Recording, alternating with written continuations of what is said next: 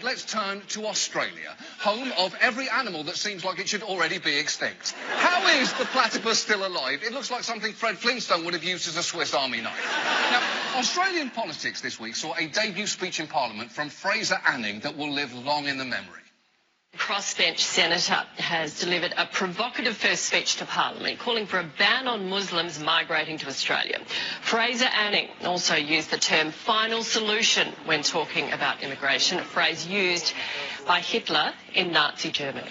It's true. In a speech arguing in favour of a return to a white Australia policy, Anning suggested having a popular vote would be a good final solution. And that is just not a phrase that you want to throw around for pretty obvious reasons. It's the same reason that we don't name babies Adolf anymore, or have tiny moustaches, or call yoga retreats concentration camps. We could.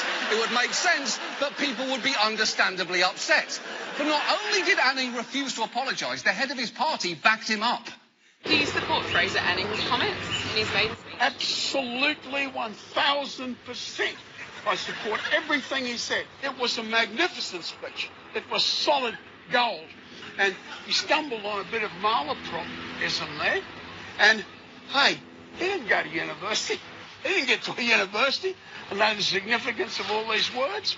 OK, first, the speech was not solid gold, and I really hope in Australia you don't have to go to university to have heard about the Holocaust. Look, he bears no responsibility for the words he uses. He doesn't even know what they mean. If you give 1,000 monkeys 1,000 typewriters and one of them wrote Hail Hitler, would you get all angry with him? No, you'd be impressed. That's a solid gold monkey right there. Now, that man is Bob Katter, head of the self-named Katter's Australian Party, who has a temperament to match his face. Just take a look at the hostile tone of a previous campaign ad. One Australian lawmaker has come under fire for the bad timing of his new campaign video, a mock execution of his political opponents, showing him blowing a smoking gun as lifeless bodies lie in the background. Wow! I haven't seen a commercial that extreme since the Geico Gecko slit the Aflac duck's throat. You went too far this time, you little shit.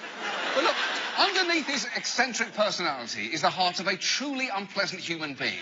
Last year, Katter said it is imperative that people from the Middle East and North Africa are barred from entering Australia. And this week, when questioned about Fraser Anning's comments, he said this. Are we racist? Well, we're Australians. I don't know if that's racist or not, but we're not apologising for it to anyone.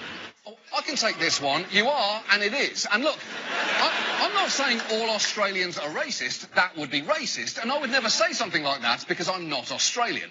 But in fairness to Katter, he's not just racist, he's also homophobic. In 2011, he said gay marriage should be ridiculed, and when Australia approved same-sex marriage just last year, he tried to laugh it off before doing a hard emotional turn. You know, people are entitled to their sexual proclivities, you know. I mean, let there be 1,000 blossoms bloom as far as I'm concerned. You know, but I ain't spending any time on it because in the meantime, every 3 months, a person was torn to pieces by a crocodile in North Queensland. OK, you can't deflect from a question of civil rights with a weird animal fact. Oh, people are entitled to be worried about voter suppression, that's fine. But I ain't spending any time on it when giraffes are walking around with black tongues all day. It's a disgrace. And look, I could spend all night showing you clips of Katter being terrible, but I just want to show you one more, because his objection to same-sex marriage isn't just that it distracts from croc-on-bloke crime. No, it's also because of this. The homosexual groupings in Australia, they took the word gay. It was the most beautiful word in the English language. And they said, oh, God, we'll take that word and we'll have it as ours. Oh, they've got this thing called marriage, the other mob. Oh, well, we'll take that too, you know. Well, what else are they going to take? Well, I can tell you that. Nothing, because they didn't take the words gay or marriage in the first place. Words can evolve over time and be used in new contexts. There are very, very few exceptions to that rule, Bob. Can you think of one? Can you think of one, Bob? I can, and if you think hard enough, I'm sure you'll come up with a final solution. And now,